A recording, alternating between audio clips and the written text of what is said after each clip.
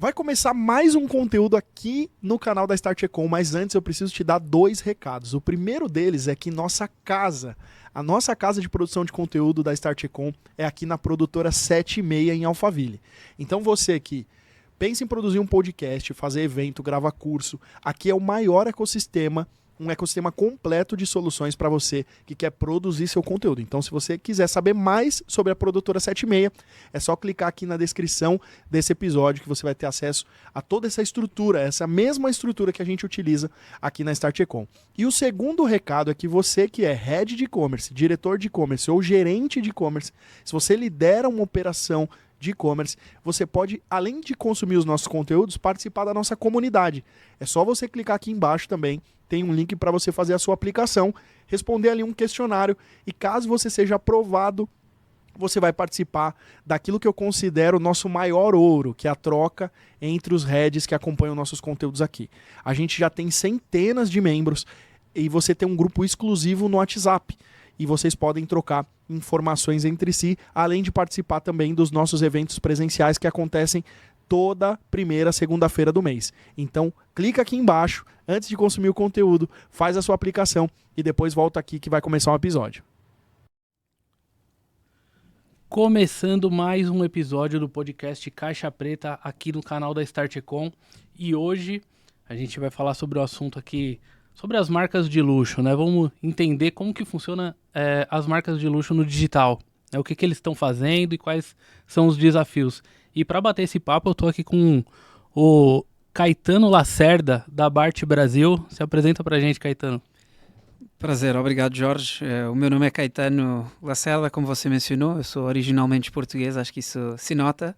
E apesar de ter crescido lá, fiz a minha carreira toda em Londres até montar a Bart no Brasil. Eu trabalhei no mercado financeiro, comecei em banco de investimento fazendo operações de M&A em toda a Europa, Médio Oriente e África e depois expandi uma empresa de inteligência artificial, a Tractable, globalmente. E aqui era desde Londres para o mundo inteiro, desde Ásia, Oriente Médio e América Latina também. Eventualmente, essa empresa cresceu o suficiente, achei que era a hora do próximo passo. Eu tenho família no Brasil, passei muito tempo aqui durante a pandemia e entendi que havia dores fortes no segmento de pagamentos e especificamente de pagamentos online, como a gente vai comentar hoje, para o setor de luxo e decidi montar a empresa e o resto acaba sendo a nossa história. A gente montou a empresa faz uns anos e está crescendo rapidamente, solucionando fricções tanto na frente de pagamentos como de financiamento para empresas que vendem no digital. Oh, bacana demais. Mais do que qualificado para esse assunto, né?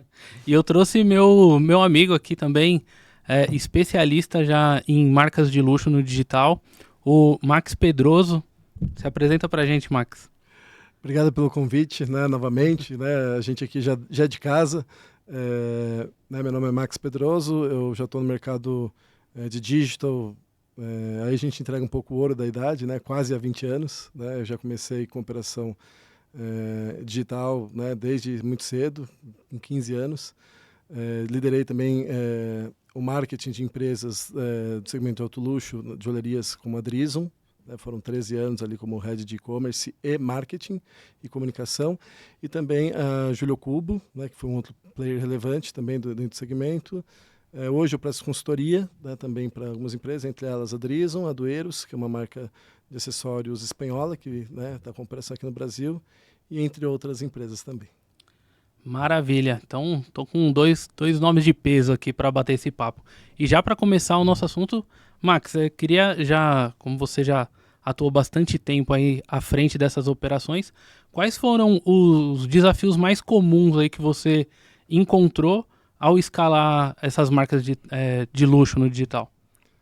Vamos lá, meu primeiro projeto, Jorge, de e-commerce, né, falando especificamente de e-commerce, foi em 2007. Né, com uma marca, né, que foi a Drizon, né, já fazendo projetos pilotos, porque a gente acreditava já que esse canal, né, seria um canal importante e relevante.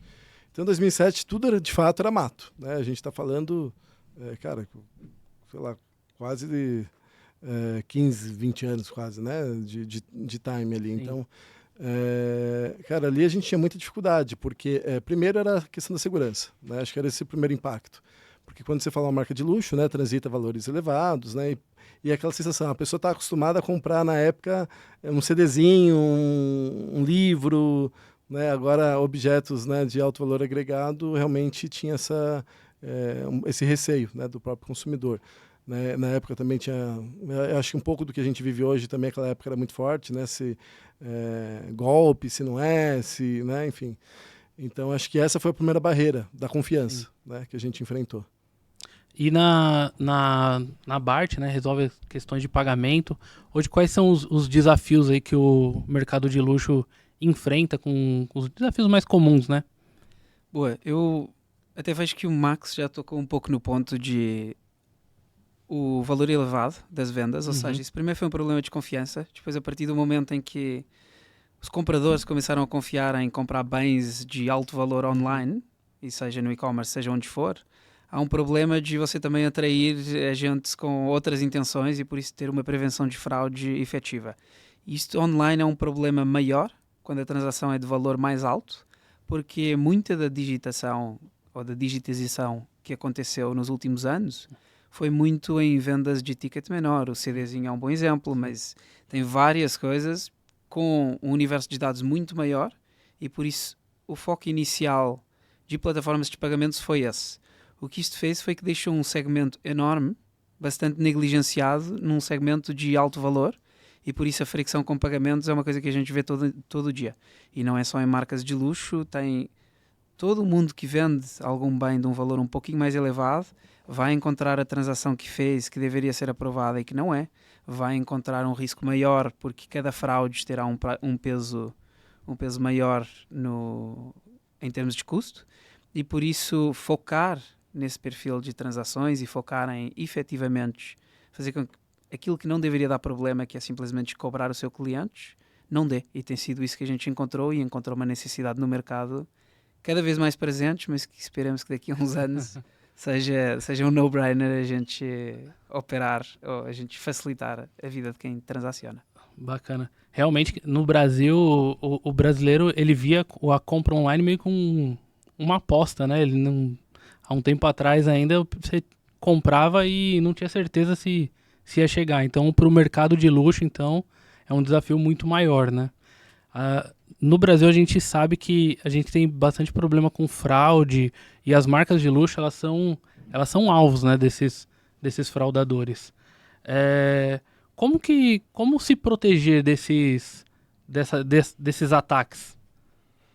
Vamos lá, eu acho que primeiro você precisa entender, né, a dor do seu cliente. Né? Então, assim, você nunca pode fechar, né, todas as portas prejudicando o seu cliente. Então, acho que tudo passa muito por isso. Né?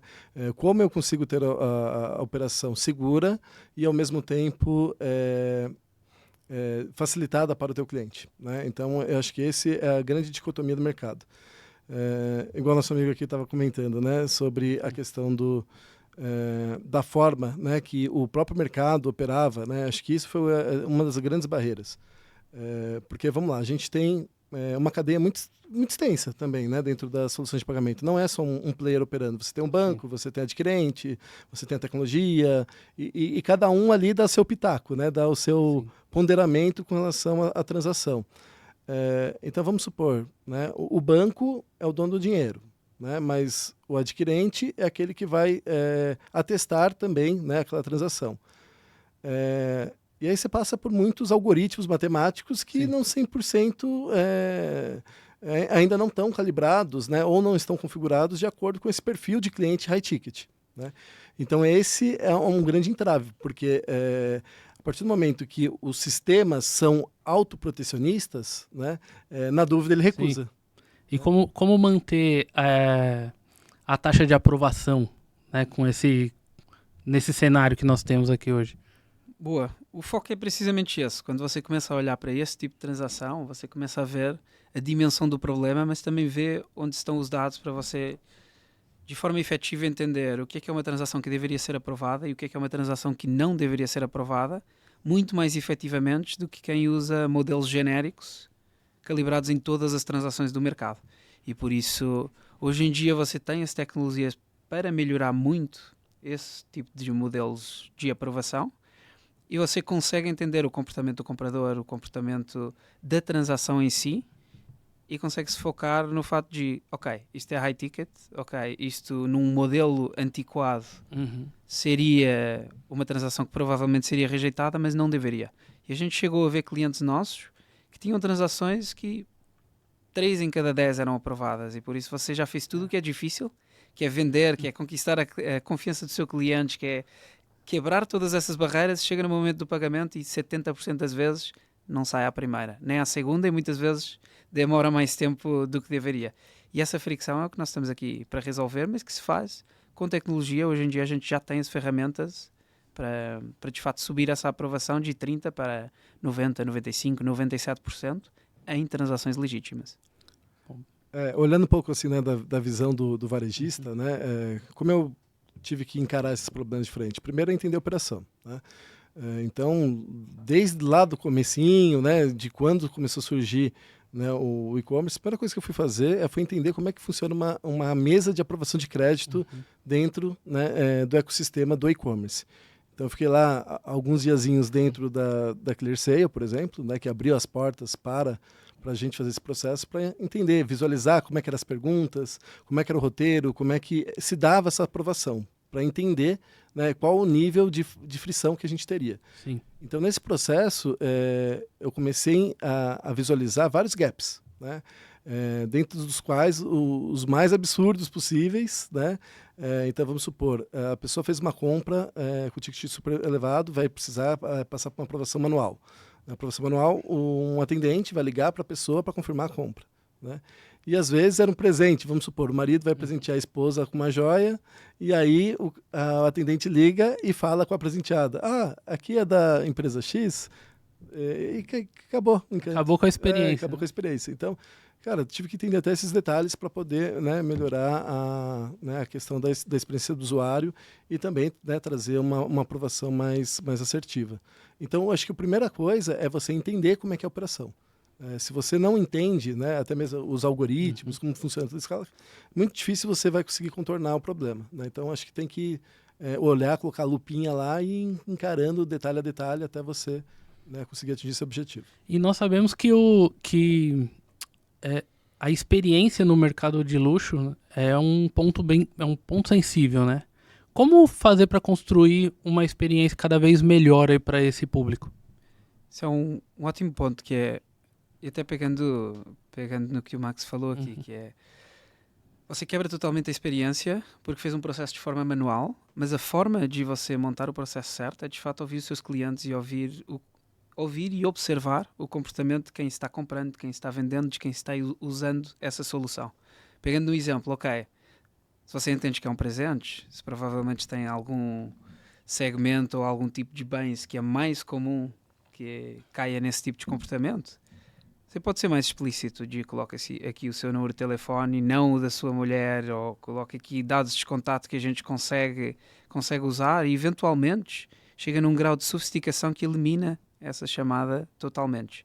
Ou seja, você começa no ultra manual, muito porque essa flexibilidade é chave para você entender o padrão. E no momento em que você vê o padrão, começa a automatizar e começa a entender como é que o meu algoritmo se deveria comportar. Mas mesmo hoje em dia, os seus algoritmos, seja com AI, seja com o que for, conseguem aprender sozinhos. Então você dá esse primeiro passo e depois continua retroalimentando os seus algoritmos, que acabam virando um diferencial da sua solução, que é, de fato, a nossa aprovação funciona, de fato, a sua fraude não estourou, porque a gente aprova só aquilo tudo o que aparece. E esse equilíbrio, enfim, como você mesmo falou, esse equilíbrio é o difícil, que é não quebrar a experiência do cliente e ao mesmo tempo ser efetivo na prevenção de fraudes. E por isso é muito foco em iterar constantemente, melhorar constantemente, ver que feedback você está recebendo e ir construindo em cima disso. Então, nesse ponto, né, de entender mais a operação, eu pedia para visualizar a gravação, né, das chamadas que caía para a aprovação manual, né, para você entender ali qual que de fato funciona na ponta, né? Então, será que o atendente está sendo cordial? Será que ele está, né, falando os termos corretos? Enfim, tudo isso, né, é muito plausível. Mas falando um pouco, né, da questão do algoritmo, que eu acho que né, hoje em dia é tudo baseado em algoritmo, né? basicamente todas as aprovações, a grande maioria passa por dentro de um sistema, e o que o sistema não consegue de fato interpretar vai para o manual. Primeiro, né, a empresa precisa saber as características, né, do teu cliente. Então, por exemplo, se eu sou um high ticket, o algoritmo precisa estar setado para isso, né? Não adianta eu cair num algoritmo que está analisando ali compras de alto volume, mas com baixo ticket, porque o comportamento é totalmente diferente. Sim. Né? Então, eu acho que primeiro é esse alinhamento, e eu acho que muitos profissionais hoje não entram nesse detalhe, né? De entender que existe esse universo por detrás, né, do ecossistema de pagamento, que pode fazer toda a diferença. Então, assim, eu vou falar um pouquinho dos meus exemplos práticos, né, de como eu resolvi um pouco dessa frição, né? Então, não é propaganda, né, mas um dos players que eu sempre atuei muito, né, dentro da questão de aprovação de risco foi a ClearSale, né? Então, até então, a gente via que tinha alguns gaps para ajustar, e eu entendi que a própria empresa tinha uma mesa de operação para o universo de alto luxo, na qual marcas como Chanel, Louis Vuitton estavam inseridas, né? Então eu falei, olha, faz todo sentido que eu esteja também dentro dessa mesa pela característica do meu produto, né?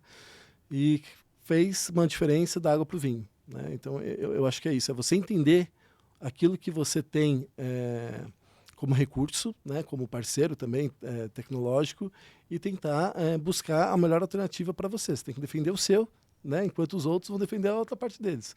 Mas você tem que entender, de fato, o que vai fazer a diferença para a tua operação. Sim. E vocês comentaram sobre a IA, né? Como que a IA ajuda hoje a melhorar essa experiência do cliente que está ali com high ticket, principalmente na questão do pagamento? Acaba tudo sendo uma questão de sofisticação, ou seja, o que a IA permite é, através de volumes imensos de dados, aprender a um nível de detalhe que manualmente ou que transmitindo isso a um modelo que nós desenhamos, ou uma regra ou uma árvore de decisão, isso não seria possível. E esse aprendizado da IA de o que é que são comportamentos, o que é que são padrões, e deixar esse aprendizado de certa maneira supervisionado, mas em que a inteligência artificial aprenda por ela, é o que realmente lhe dá poder. Enfim, na minha experiência anterior, que era uma empresa puramente de IA, neste caso de classificação de imagens, você via isso acontecendo na prática e em fotos que muitas vezes chegava nesse nível de sofisticação. De, por exemplo, eu com o olho desse treinado, e aqui era IA aplicada a sinistros de automóveis. Sim. Com o olho desse treinado, você olha e vê um farol de um carro que parece estar normal. A IA vai ver que ela está 1 milímetro para a esquerda e que a peça por trás provavelmente está quebrada. Isto se traduz também ao nível de pagamentos, ao nível de, ok, como é que foi este comportamento? Qual é que é o micro detalhe que você pega depois de bilhões de dados e como é que isso influencia na sua decisão de aprovar ou não? E até complementando o ponto de escolher softwares e de entender o que é que atende melhor o seu tipo de negócio, se ele é high ticket, se ele é alto volume, se ele é o que for, eu até tenho uma visão um pouquinho diferente, que é, nem deveria ser a sua preocupação, sabe? A sua preocupação deveria ser quem é o meu cliente, como é que é o meu produto, como é que eu vendo isto e o que é que eu faço para vender isso. Esse deveria ser o problema que a gente resolve e que está resolvendo. E que é, ok, se quer transacionar, a gente monta o sistema de maneira a que as suas transações deixem de ter dor de cabeça. Porque isso já é um reflexo de você teve a dor de cabeça e correu atrás para resolver. Sentar na mesa da aprovação, enfim, tudo o que você acabou de descrever aqui. Daqui a uns anos esperamos que isso já não exista neste mercado.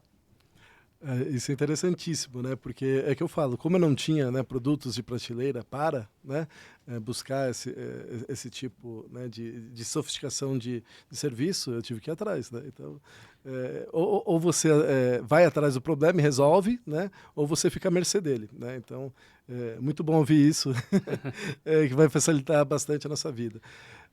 Mas falando assim um pouquinho da IA, né, da inteligência de dados, inclusive eu fiz essa disciplina para um pessoal agora do projeto lá da Liga, né, dando essa matéria para alunos lá da ITEC e do Heliópolis.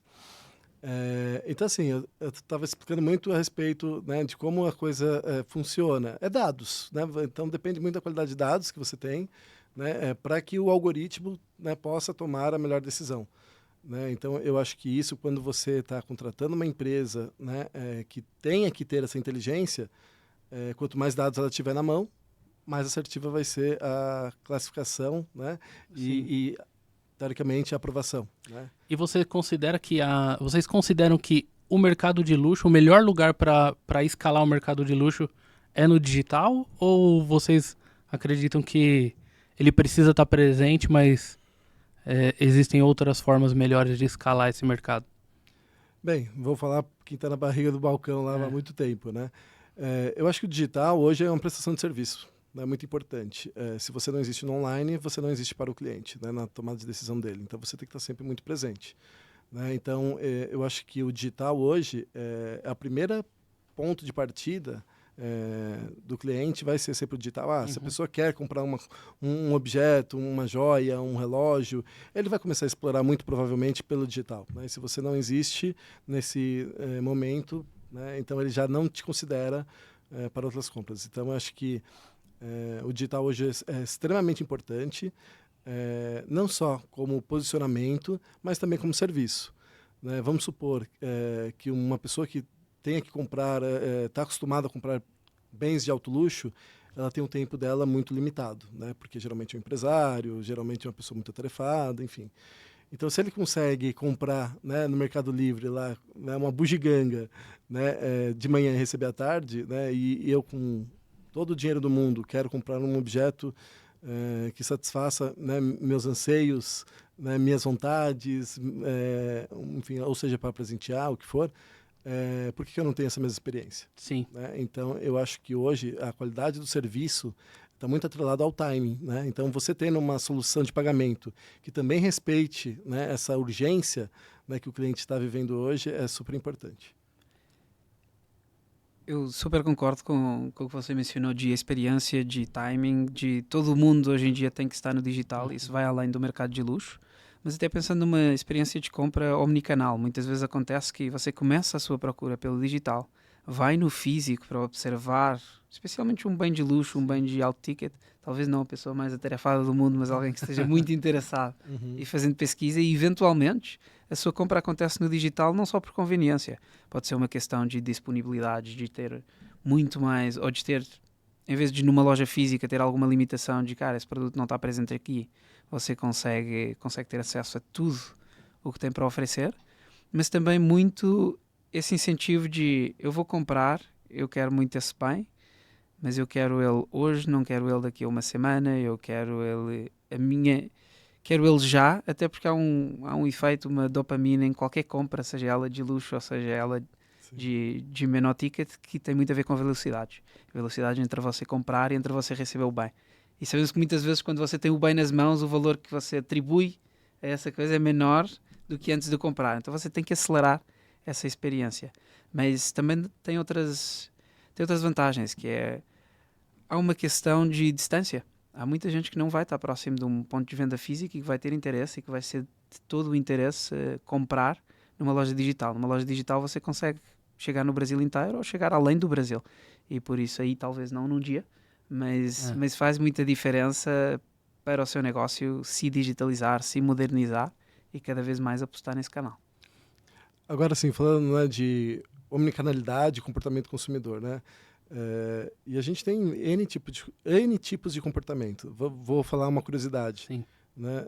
Eu percebia que tinha uma cliente que ela acabava comprando, né, valores muito expressivos pelo canal e-commerce, só que ela morava do lado da loja que a gente tinha no shopping, né? Aí, quando você para pensar, nossa, mas ela poderia ter ido na loja, né? Por que ela não foi? Então, inclusive em pesquisa, tem clientes hoje que, por exemplo, não gostam de ter uma abordagem comercial de um vendedor, né? Então, o canal ele precisa entender isso, né? Você precisa entender a característica do teu cliente e oferecer as melhores possibilidades para ele, né? Então, assim, a questão da omnicanalidade, ela passa por N fatores, né? Seja por disponibilidade de tempo, seja por uma necessidade daquele momento, seja por preferência, por eu gostar mais daquele canal, aquele canal funciona mais para mim, ele atende melhor meus anseios e as minhas expectativas. E acho que a solução de pagamento ela precisa acompanhar toda essa jornada, né? Exatamente. Então, seja aquele link do WhatsApp, seja, né, através do próprio e-commerce, seja uma compra presencial, acho que a gente precisa ter todo esse ecossistema funcionando integrado para poder oferecer o melhor serviço. E o meio de pagamento é o centro disso tudo, né? Como que os meios de pagamento estão ajudando hoje a essa integração toda aí? Exatamente. E o meio de pagamento, a forma de ajudar é simplesmente você ser tão ou mais omnicanal que o seu cliente. E por isso a gente vê muito isso, porque nós, por exemplo, nós trabalhamos com e-commerce, mas também trabalhamos com links de pagamento, trabalhamos com gateways, trabalhamos com transações físicas, sejam elas através de uma maquininha ou de um Tap to Pay, e que é uma maquininha no seu celular, essencialmente. E vemos que muitos dos nossos clientes até começam por algum tipo de transação. Por exemplo, aqui eu negociei pelo WhatsApp e vou enviar um link de pagamento porque o meu link, a experiência até agora não tinha sido boa. E de repente começam a usar, começa a funcionar melhor, ok, vamos introduzir vocês em todos os canais. Porque, mais uma vez, quando você está vendendo qualquer que seja o produto, qualquer que seja o serviço, o seu business não é ficar olhando várias soluções de pagamento, não é ficar operando várias soluções de pagamento, é ter uma que centraliza toda essa multicanalidade.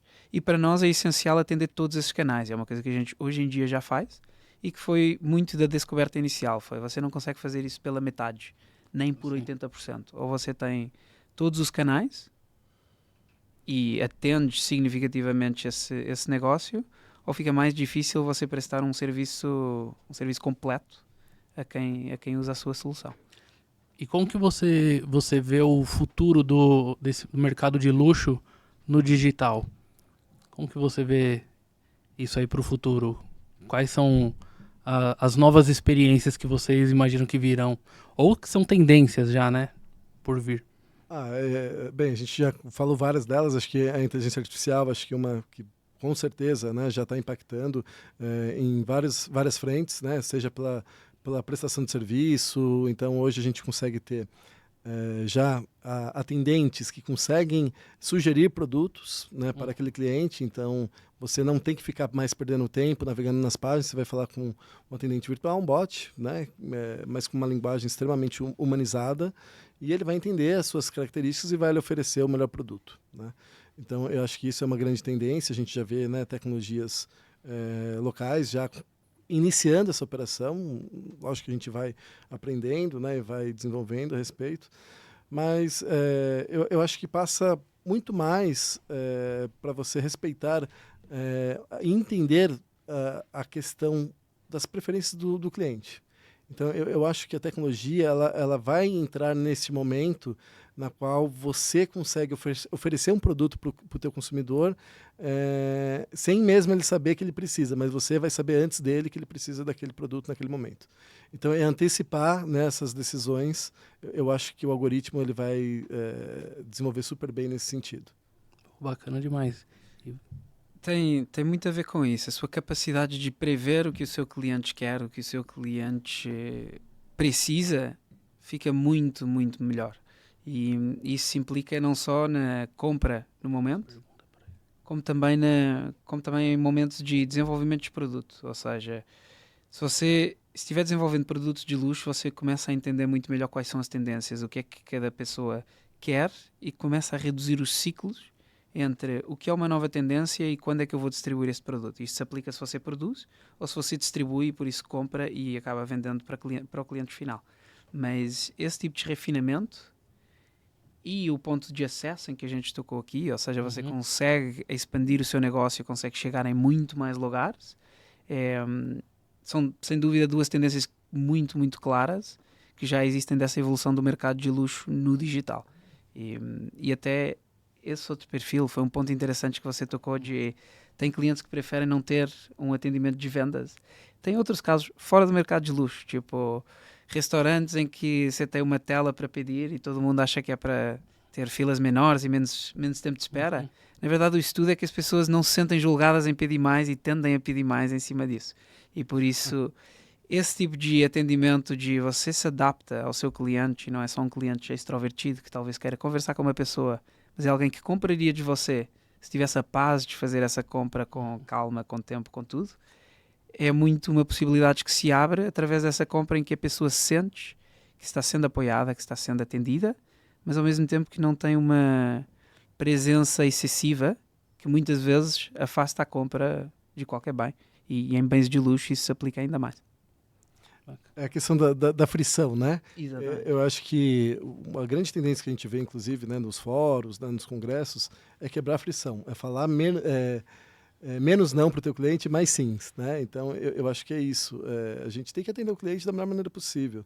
Então, acho que passa muito por essa característica. Vamos diminuir o problema? Vamos deixar só a solução, né, para que a compra aconteça da maneira mais fácil e fluida possível? Né? E aí, eu acho que uma coisa que eu tenho estudado muito sobre pagamentos também, eu até queria fazer uma pergunta para você a respeito, né? Que é com relação à orquestração de pagamentos. Né? Então, não oferecer uma solução única, mas várias soluções, de acordo também com as necessidades comerciais e também de aprovação, né, do cliente. Como é que você enxerga essas possibilidades hoje? Enxergo super bem. É uma das coisas que você consegue fazer e faz parte de eu entender que você não precisa de ficar escolhendo uma solução aqui e ficar escolhendo 3 adquirentes com quem quer trabalhar. Isso é um problema que a gente resolve. E que é, por exemplo, pensando na aprovação de uma transação, você tem uma transação sendo processada, passa no fluxo de antifraudes e aí é orquestrada entre vários provedores de pagamentos, automaticamente, em milissegundos. Ok, não aprovou no primeiro, no segundo, no terceiro, a probabilidade dessa transação ser aprovada aumenta significativamente e por isso essa orquestração é uma forma de comportamento que faz todo o sentido e uma forma de operar que faz todo o sentido. Agora, mais uma vez, o business que está vendendo no e-commerce é a vida do empreendedor. Você tem um problema, vai atrás e resolve, mas isso eu entendo muito como a responsabilidade da empresa de pagamentos otimizar todos esses fluxos, seja o modelo de antifraude estar calibrado para o perfil de transações, seja você orquestrar entre várias soluções de pagamentos e criar essa redundância do nosso lado. E por isso, cara, super faz sentido. Então, a gente começa a ver um atendimento premium de alto luxo, né? Passa por isso, né? É verdade. Então, assim, você precisa entregar para o teu cliente, né, o melhor serviço possível, sem que ele, né, tenha toda essa preocupação, né, de como é que eu vou fazer, como é que eu, né, vou receber o produto. Então, eu fico muito feliz quando eu escuto essas coisas, porque facilita muito minha vida. Real. E até se aplica muito ao que a gente tem visto na prática, ou seja, como é que a Bart cresceu. Cresceu muito com esse atendimento premium, seja o cliente, alguém que vende bens de luxo ou não. Porquê? Uma constante no mercado é em soluções de pagamentos, em algum momento você teve uma experiência em que alguém não respondeu a tempo no atendimento, em que você teve alguma fricção que não conseguiu tirar do seu cliente, mas porque você está tendo uma fricção com o seu provedor. E esse atendimento personalizado, humanizado, que vai em linha com o que eu falei também de você estar presente, ouvindo feedback e entendendo como a sua solução evolui, é o que tem dado certo até aqui, é o que a gente quer manter. Ou seja, o nosso crescimento se pauta muito por estar perto dos clientes, por ter, por exemplo, grupo do WhatsApp com todo o mundo relevante e o pessoal escreve, pessoal, tem este problema aqui, e a gente está em cima, está resolvendo e está entendendo porquê que o problema aconteceu. A gente brinca internamente que começamos a entender que um cliente está comprado com a solução, quando nesse grupo do WhatsApp estamos falando da meta de vendas dessa empresa, em vez de estar falando de qualquer coisa operacional dos pagamentos, porque isso já não é sequer um tema e tem muito elemento de parceria. Que legal, que bacana. Então, assim, a gente realmente passa por muitos desafios, né? Eu vou dar até um exemplo curioso que eu passei ontem, né? Uma das empresas que eu presto consultoria, ela opera na plataforma da Shopify. A Shopify, ela alterou o checkout dela em final de janeiro, começo de fevereiro, e simplesmente ninguém recebeu um comunicado formal sobre isso. Né? Então, eles alteraram para, em vez de você ter uma página de checkout, 3 steps, né? Mundialmente eles estão operando com one-page checkout. As adquirentes no Brasil não estavam preparadas para isso.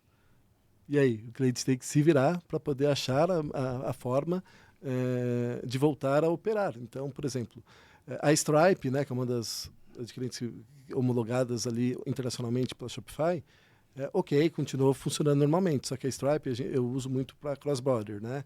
Ela não faz parcelamentos no cartão de crédito.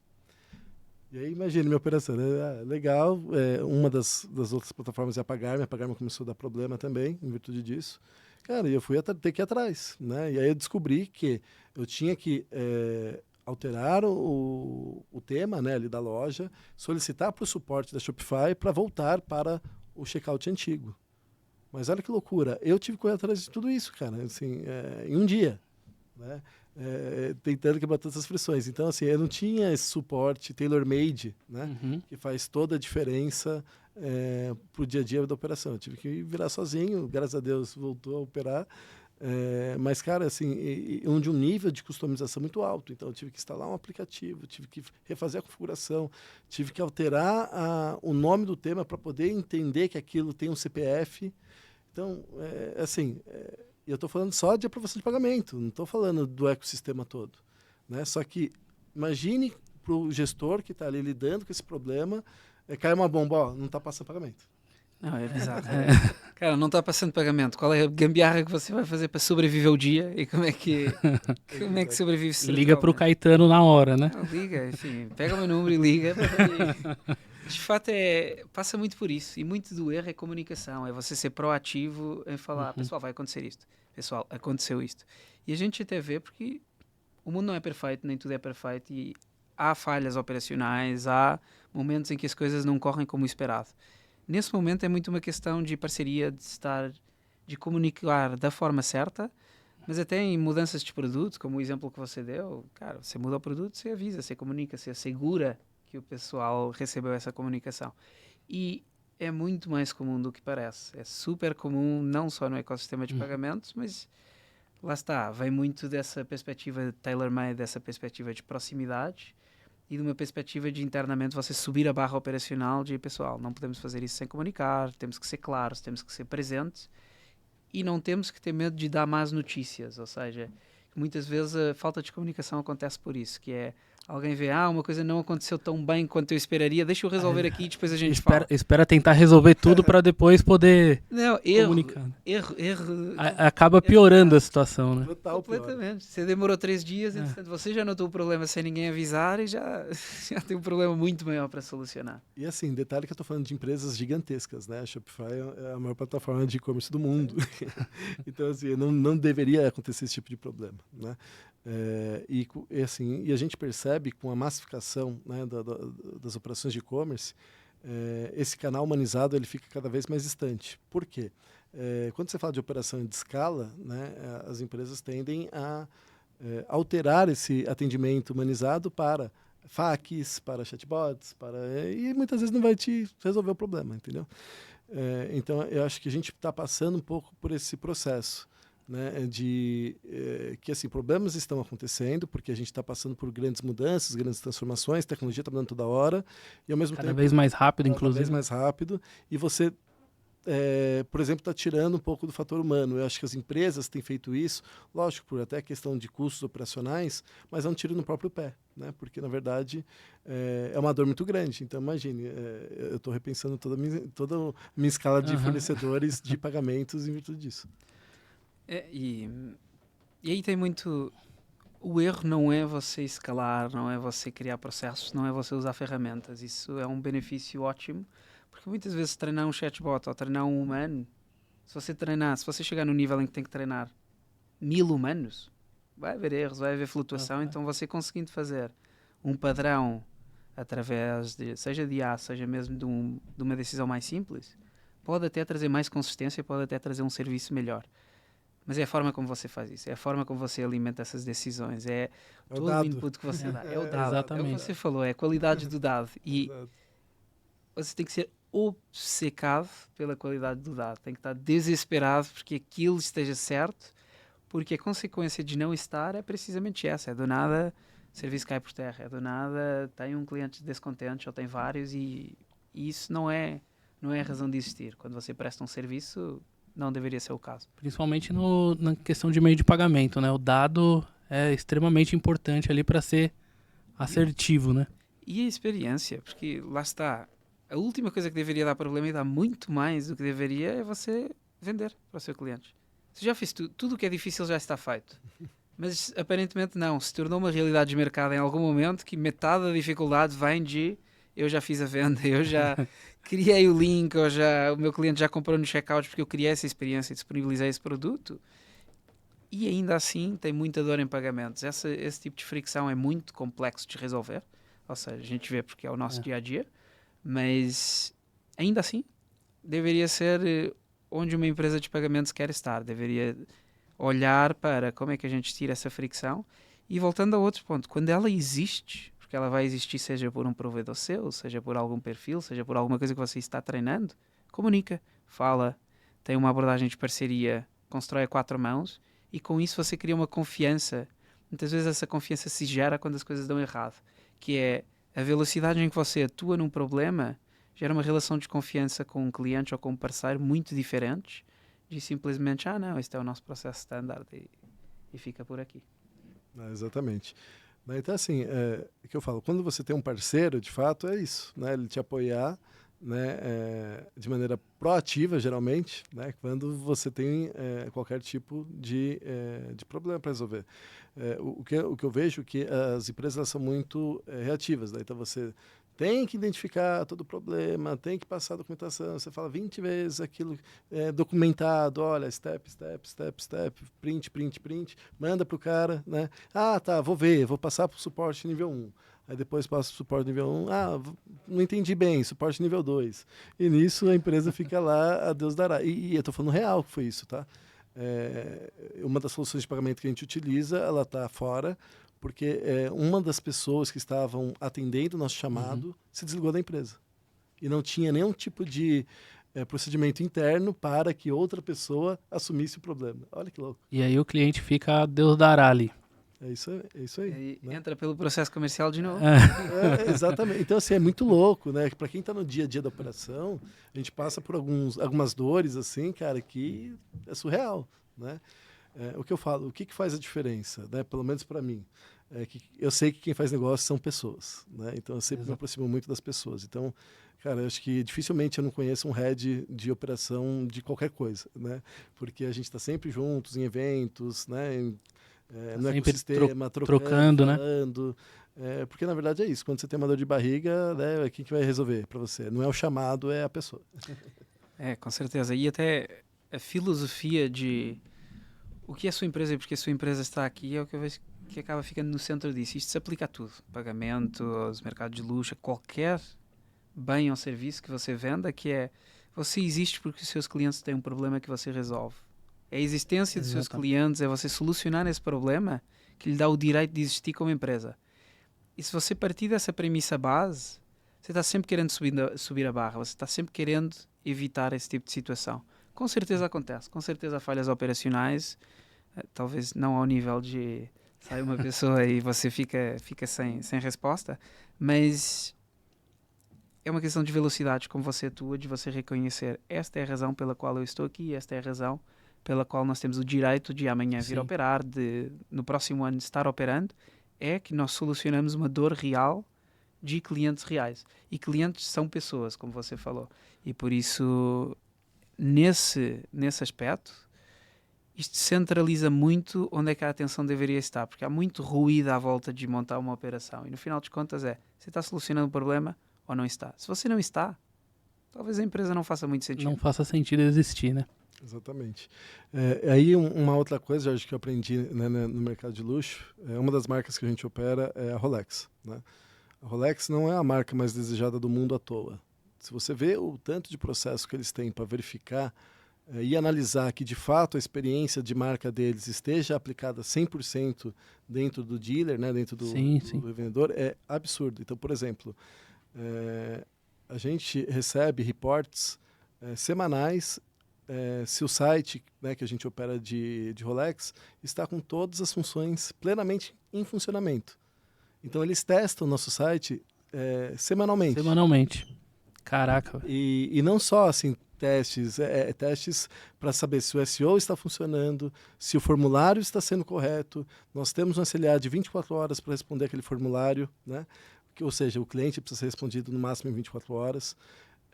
Então, o que a gente aprende com isso? Tem uma preocupação real mesmo com a experiência do cliente.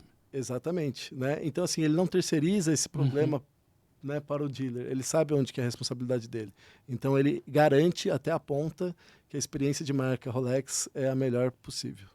E até marcas que duram, e no segmento de luxo você tem várias marcas centenárias que duram precisamente por essa cabeça, por pensar, a experiência do cliente tem que ser a melhor possível E eu tenho que... A minha proposta de valor para um cliente tem que ser muito, muito coerente. Tem outros exemplos, e a Rolex até é um bom exemplo de... Tem um mercado secundário de Rolex, por conta de lista de espera, em que os relógios são muito mais caros Sim. do que os vendidos originalmente. A Rolex poderia simplesmente triplicar o preço dos relógios e teria demanda a mesma. Mas não é exatamente a proposta de valor. É, você compra com a gente, você tem um serviço para a vida inteira e você tem uma experiência que a gente apelida da nossa experiência de marca, e isso passa por esse tipo de iniciativas. Todos os nossos parceiros, todos os nossos dealers têm que operar a esse nível de excelência. Se você caiu dessa barra, não tem o direito de continuar operando, ou pelo menos temporariamente. Isso é fundamental em qualquer tipo de negócio. Luxo, mais ainda, porque tem muito mais a componente de experiência associada à sua compra e à compra repetida de uma mesma marca. Pode falar. Quais são os desafios atuais aí que você tem nas operações de luxo que os meios de pagamento estão te ajudando a resolver atualmente?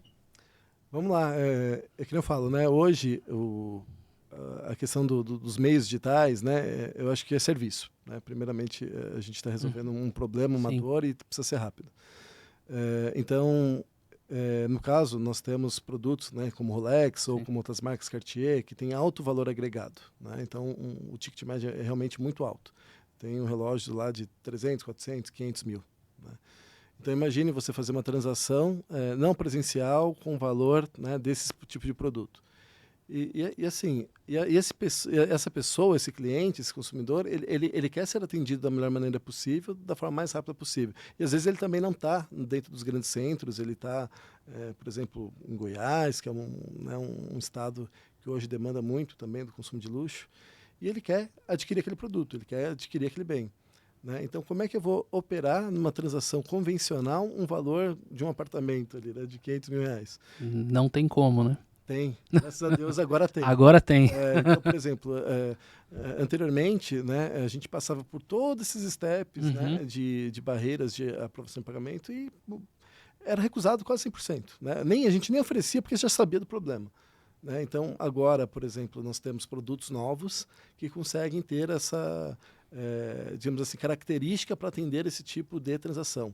Né? Um deles é o 3DS V2, então é a segunda geração já de verificação de pagamento, na qual o consumidor ele faz essa compra, né, através ou do site ou pelo televendas, pelo WhatsApp, o que for. E esse link de pagamento, essa solução de pagamento, ele tem processos que validam até a ponta, exatamente como o banco faria com ele. Então, ele recebe, por exemplo, um desafio do próprio banco para atestar que, de fato, é ele que está comprando. Né? Então, chega lá no token lá do celular dele, do próprio banco, fala, olha, é você, valide aqui, tal, tal. Então, isso abriu um cenário muito importante para a gente, porque até então, o lojista era sempre o maior prejudicado. Sim. Porque ele era o elo mais fraco. Então, por exemplo, se você tivesse um chargeback, mas a culpa não é minha, a culpa foi você que vendeu para um cliente fraudador, né? E agora não. Através desse modelo, a gente consegue ter uma aprovação 100% garantida que, de fato, aquele cliente está fazendo a operação e não tem contestação. Né? Então, para a gente, assim, mudou muito. Eu abri frentes de negócios novas em virtude dessa possibilidade. É curioso, a profundidade do seu conhecimento em pagamentos é reflexo de muita dor de aprovação passada. Realmente. Vejo claramente que tem esse sintoma. E o 3DS é um exemplo, mas é um exemplo de vários, e por isso você, em termos de infraestrutura, consegue cada vez mais entender o que é uma transação legítima, o que não é, qual é o padrão que a gente quer aprovar, mas também atuar de forma mais eficiente na contestação.